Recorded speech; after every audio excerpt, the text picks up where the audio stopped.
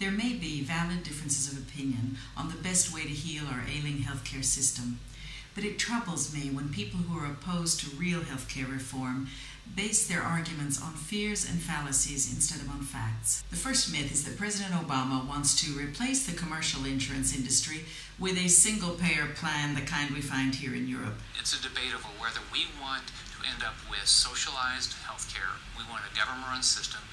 What the president is proposing is that those who are lucky enough to have insurance and are happy with it can keep it.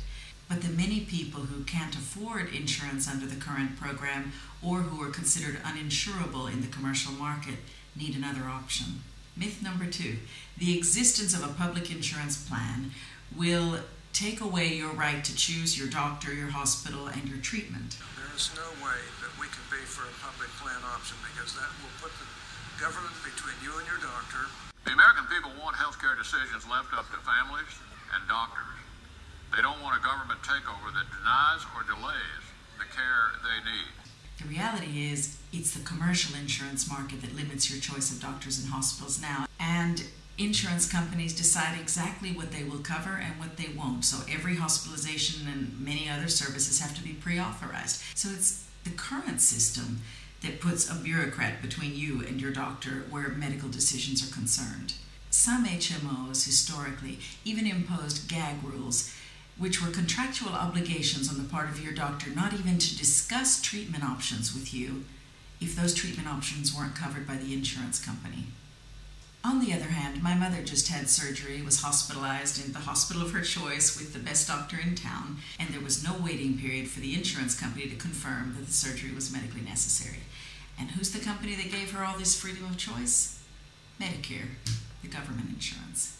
Myth number 3, the commercial insurance companies are always more efficient than a government plan would be.